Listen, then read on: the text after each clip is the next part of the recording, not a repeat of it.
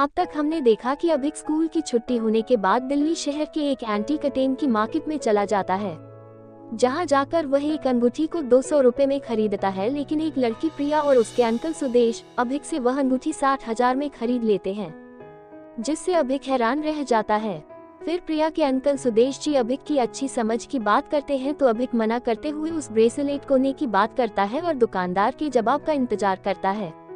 अब आगे अभिक की बात सुनकर दुकानदार अपने मन ही मन बोला, कहीं ये ब्रेसलेट भी ये लेकर और ऊंचे दामों पर बेच देता है तो फिर इसमें मेरा क्या फायदा होगा।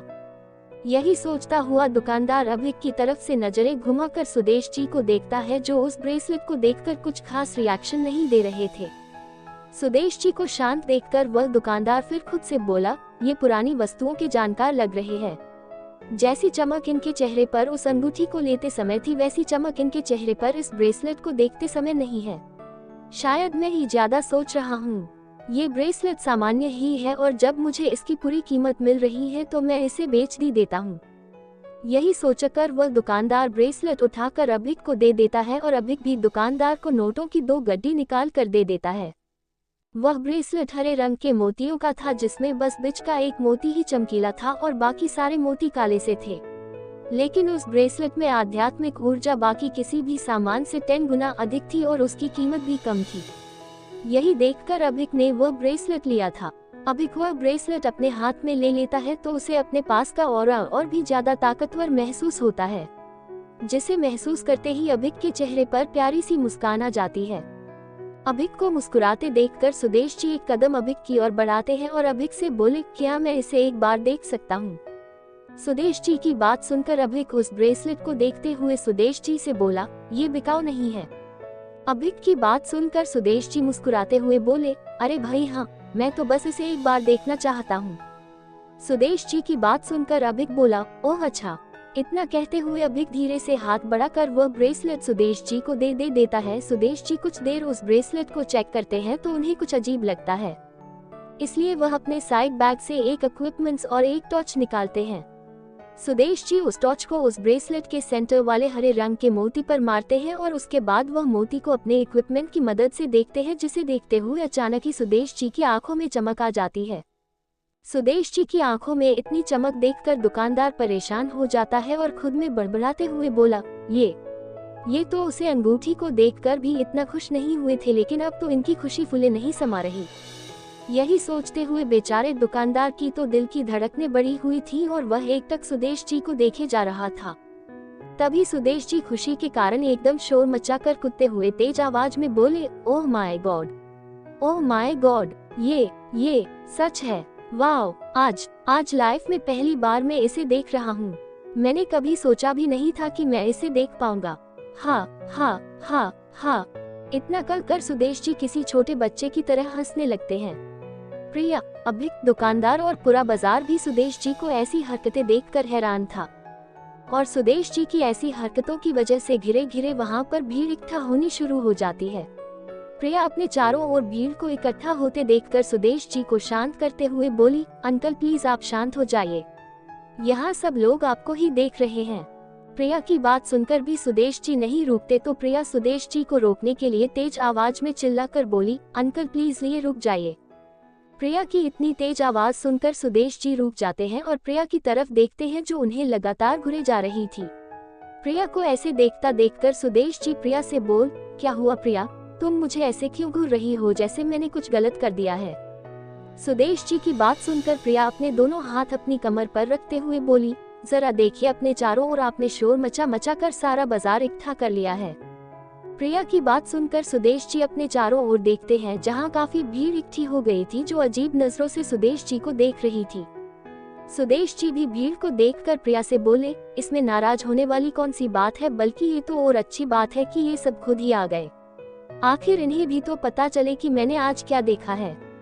प्रिया, अभिक और दुकानदार सुदेश जी को हैरानी से देखते हैं। सुदेश जी सभी को अपनी तरफ हैरानी और अजीब तरह से देखते देखकर एक बार फिर से बोले, चलो ठीक है, मैं तुम्हें साफ साफ ही बता देता हूँ कि मैंने क्या देखा। इतना कहकर सुदेश जी अभिक के ब्रेसलेट को सभी को दिखाते हुए बोले, देखो ये तुम्हें दिख रहा है ना, ये ब्रेसलेट कोई साधारण ब्रेसलेट नहीं है, ये एक आर्टिफैक्ट है। सुदेश जी की बात सुनकर सब हैरानी से सुदेश जी को देख रहे थे। तब सुदेश जी अपनी बात पूरी करते हुए आगे बोले, ये जो इसमें हरे रंग का पत्थर चमक रहा है ये कोई साधारण पत्थर नहीं है। ये एक ग्रीन प्योर जेड स्टोन है और इसका इतिहास आज का नहीं है, लगभग 1000 साल से भी ज्यादा पुराना है। और तुम सबको पता है इस जेड स्टोन की कीमत कितनी है। इतना कहकर सुदेश जी सभी की तरफ एक नजर देखने लगते हैं। उस बाजार में एंटीक आइटम्स का काम ही होता है और यहाँ पर इन सामानों को खरीदने हर छोटे बड़े घर के लोग आते थे। और जो भी सुदेश जी की बातें सुन रहे थे उन्होंने भी बस ऐसे जेड स्टोन के बारे में बस सुना ही था, कभी उसे देखा नहीं था। इसलिए उस ब्रेसलेट को देखने के लिए वहाँ पर भीड़ और भी ज्यादा इकट्ठा हो रही थी और सभी उस ब्रेसलेट को देखने और उसकी कीमत सुनने के लिए उतावले हो रहे थे।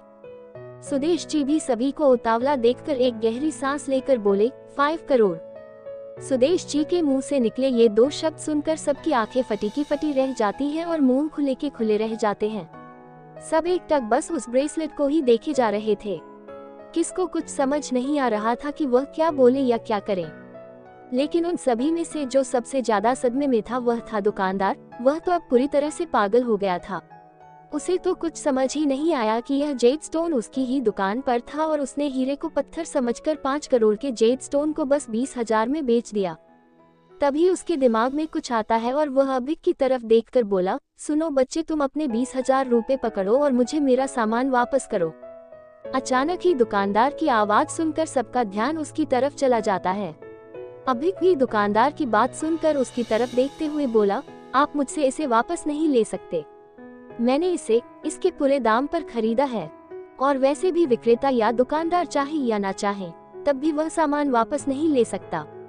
यदि खरीदने वाले को सामान पसंद ना आए तो वह सामान जरूर वापस कर सकता है, लेकिन मैं ये सामान वापस नहीं करना चाहता, तो इसलिए आप मुझसे जबरदस्ती नहीं कर सकते। अभिक की बात सुनकर दुकानदार ने शांत स्वर में कहा, तो तुम अपने 20,000 भी अपने पास रख लो और मुझसे 50 लाख और ले लो, लेकिन ये ब्रेसलेट मुझे दे दो। उस दुकानदार की बात सुनकर सारी भीड़ आपस में बातें करने लगती है। तब प्रिया भी अपने अंकल सुदेश जी से पूछती है, अंकल आप सच कह रहे हो ना, ये सच में जेड स्टोन ही है ना? सुदेश जी प्रिया की बात सुनकर बोले, अरे मैं झूठ क्यों बोलूंगा, ये सच में एक जेड स्टोन ही है और इसकी कीमत 10 करोड़ से भी ज्यादा होगी क्योंकि यह साइज में बड़ा है। सुदेश जी की बात सुनकर दुकानदार के तो होश उड़ गए थे। दुकानदार अगर अपनी दुकान, घर के साथ ही साथ अपनी सारी जमा पूंजी भी बेच देता तो भी वह उस ब्रेसलेट को नहीं खरीद पाता, इसलिए वह शांत रह जाता है। दुकानदार को शांत देखकर सुदेश जी अभिक की ओर मुड़ जाते हैं और अभिक से बोलते हैं, ये ब्रेसलेट मैं खरीदना चाहता हूँ और मैं तुम्हें इसकी कीमत पूरी 10 करोड़ ही दूंगा। वह कीमत सुनकर अभिक हैरान तो था, लेकिन वह आध्यात्मिक ऊर्जा को अपने हाथ से नहीं जाने दे सकता था, इसलिए वह सुदेश जी से कुछ नहीं कहता। अभिक को कुछ न बोलता देख सुदेश जी 1 करोड़ कीमत और बढ़ाते हुए बोले, 11 करोड़ में मान जाओ। सुदेश जी की बात सुनकर अभिक एकदम नॉर्मल आवाज में ही बोला, देखिए मैंने आपको ब्रेसलेट देने से पहले ही कहा था कि ये बिकाऊ नहीं और आपने कहा था कि आप बस इसे एक बार देखना चाहते हैं। मेरा फैसला अब भी वही है क्योंकि ये ब्रेसलेट बिकाऊ नहीं है। अब क्या होगा आगे? क्या सच में अभिक देगा ये ब्रेसलेट सुदेश जी को? अगर नहीं तो घर जाकर क्या कहेगा अभिक उस ब्रेसलेट और 40,000 रुपए के बारे में अपनी माँ से? अपने इन्हीं सभी सवालों के जवाब जानने के लिए देखते रहिए द मिस्टीरियस मैन, सिर्फ आपके अपने YouTube चैनल पर।